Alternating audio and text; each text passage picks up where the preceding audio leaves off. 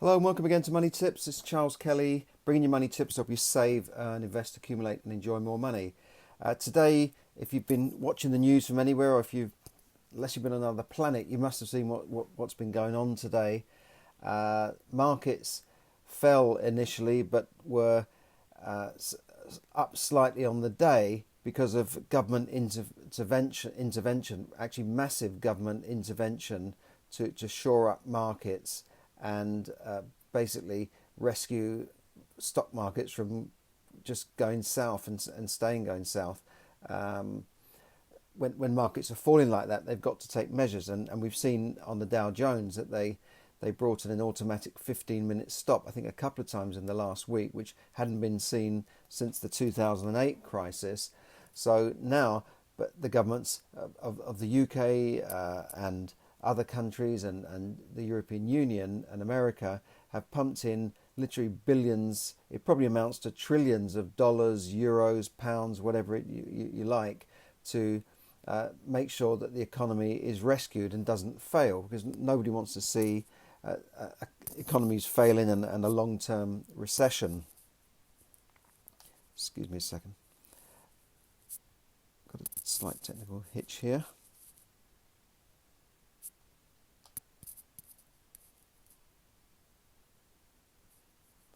Okay, let's start again. So the governments are putting in billions to make sure that the economies do not fail. And in America, we saw that with an $800 billion intervention, and they say they're printing commercial paper. Now, this commercial paper is not toilet rolls. It's actually loans made available to banks so that they increase their liquidity.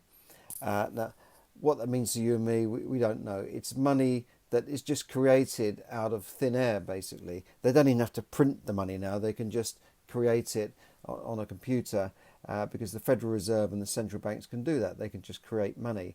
So one minute they're saying, well, there's no money, but the next minute that there's billions there, just out of magic, out of thin air. Now, in the case of the UK, they've announced the £300 billion package, £330 billion package, which is a third of a trillion. You imagine what a billion is, £1,000 million. You think of a billionaire, they've got enough money to live on for the rest of their life and more. This is like 800 times that, or getting close to a trillion, where you've got £1,000 billion or dollars. And in America, they've already announced something that's 800 billion, and this comes on top of another one last week, a similar amount. And so you can imagine that the amount of money that's been created, and that's why the stock markets did finish slightly up on the day. But don't forget, yesterday they were down by 12-13%, and today they're up by 2-3-4%, depending on the index that you're looking at. So we've seen a massive amount of intervention so that the governments can rescue economies, and the markets did recover slightly. So they're up on the day, but how long these sort of rescue packages can go on and save the economy, I don't know, because if you keep printing money, as has happened in previous economies, you think of Germany in the 1920s and 30s, and with hyperinflation, more recently Argentina and Zimbabwe, where they just printed money and eventually the economy was just wrecked. Now, in this case, I hope that they've got it more under control. But let's look at some of the benefits of the government rescue package in the UK. They include help for businesses in the form of a sort of freeze on council tax, but we haven't seen exactly how that's going to work.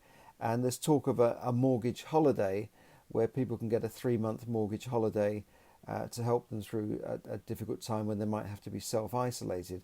Now, again, they said they've talked to lenders about this, but we don't know exactly how this is going to materialise in real life, because we haven't seen all the details yet. I mean, does it mean if you approach your lender, they'll put that on your credit history? Does it mean you'll see a missed payment on your credit history, 3 months missed payment, which could damage your ability to get another mortgage, or even to get another deal from a lender when your current fixed rate runs out, they might say, oh, you've missed 3 payments. How is that going to work? Does it mean that it's on the record that you couldn't meet your mortgage payment, even if they don't put it on the official record? Does it mean that you're down as a late payer or someone who couldn't pay their mortgage? We don't know the details. What we do know is that most people don't have much money in the bank and could not survive very long without an income. And what we're going to see, and what we are seeing, is thousands and thousands of people being laid off work, or just been told that their contract that they're on, their 0-hour contract or whatever type of self-employed contract that many people are on now is just not going to be renewed. Obviously, from the business side point of view, you can't expect businesses to just run indefinitely without some sort of state aid, and where the business is not coming in. Because if the government is saying to businesses, close down and don't have public gatherings and close the pubs down, and we're going to cancel the Euro. This is not our government that's cancelling the Euro football matches, but these have a massive effect on the hospitality sector. Imagine Wembley Stadium was going to be used for the semis and the finals of the Euro football tournament. It's a massive event. It's not as big as the World Cup, but it's billions of pounds of business that's just lost. Wembley Stadium, you can fit 80,000 people in there. That's just lost that big contract. All the London scene, the hotels, the bookings, and all these things of people coming to the UK to watch football, it's all gone. So how can you expect those same businesses to just run on and pay people? They just don't have the money.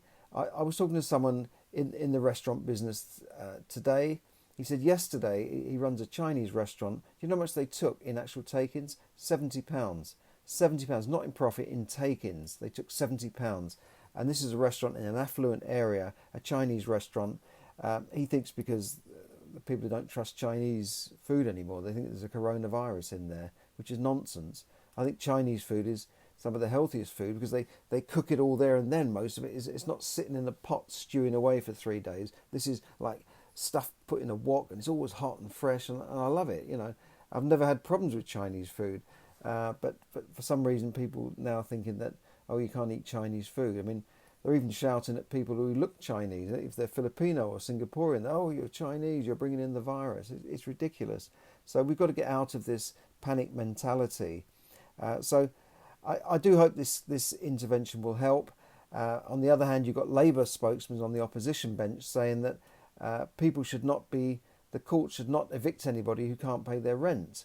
Well, yeah, that's all very well. But what about if you're a landlord, or what about if you're somebody who rents a property to somebody and they say, well, I can't pay my rent and you can't evict me? Then what?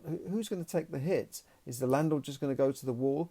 Because nobody's going to pay their mortgage. I don't even know if this mortgage holiday will apply to buy-to-let mortgages. But if the landlord can't pay their mortgage because they can't collect that rent, and many landlords are retired people living on that rent, then what happens to them? So this talk of saying, well, you can't evict somebody because they can't pay their rent during this virus problem is a bit extreme. I mean, if somebody is made homeless, that is the government or the local authority's responsibility to sort that out. A private landlord can't deal with that indefinitely. So again, there's so much misinformation and so many things flying about that we really don't know what's happening. What I do know is that the government is talking about that they're using language like a war footing. We've never seen anything like this in peacetime. The Chancellor Rishi Sunak said we haven't seen anything like this in peacetime. And the Transport Minister Grant Shapps said he talked about this is like being in a war, on a war footing, and now you see that they are going to introduce new laws to do things like, say, force people to stay indoors, or force schools to open or close, all sorts of things which would up until now be considered to be draconian powers. But these powers will come in, and I think it won't just be our country. And you'll see civil liberties being taken away because of this virus that is supposedly going to kill us all. I noticed in one news channel, not the BBC or not Sky News, but another news channel, saying there were troops on the streets of Paris. Now, these things are being hidden away. Another news channel said that what happened to free movement, because You've got Paris and France, Germany, Spain. We saw today they had a picture of a guy trying to drive into Spain from Portugal, which is supposed to be all part of the we're all part of this European Union club. We're all together, aren't we? No, not now. They stopped the guy. Said no, you can't come in here. We've got a restriction on travel. Well, what happened to the free movement? What happened to the European Union and this big dream of free movement? Austria wants to close the border with Italy and this sort of thing. So I think things are really getting out of hand, and we're going to see more draconian powers being brought in and civil liberties being taken away. And I can see already in the shops at the moment where people in the shops, things are getting out of hand there. I was in a local Tesco's. They're supposed to be a 24-hour Tesco's. I went in there quite late at night. There was nothing on the shelves, but I'll come on to that in a minute. And then they announced that they're closing the store at 10 o'clock and reopening at 5 a.m. I asked why this was, and the staff member said because they're getting abused by people coming in late at night and arguing over toilet rolls and fighting over things and abusing staff, and they've had to call the police out. So they've just taken the decision, we'll close up at night, and then at 5 o'clock, believe it or not, there's a queue 100 yards long for people queuing to get into the supermarkets at 5 a.m. To get hold of pasta or toilet rolls or whatever. And in a way, you can't blame people for going out and wanting to buy stuff because they've been told by the government you might have to be forced into self-isolation. It's not self-choice, is it? You've been told you'll be forced to stay indoors. So who's going to feed you? Boris Johnson's not going to come round with food in his car, is he? And I can't see any plans in place for food deliveries or mass food deliveries or Meals on Wheels or the army coming in to make sure people have food. So the only way they're going to do this is by going out and stocking up. So I think it's a bit sanctimonious for these radio announcers that all these idiots panic buying. Yeah, all right, James O'Brien on LBC.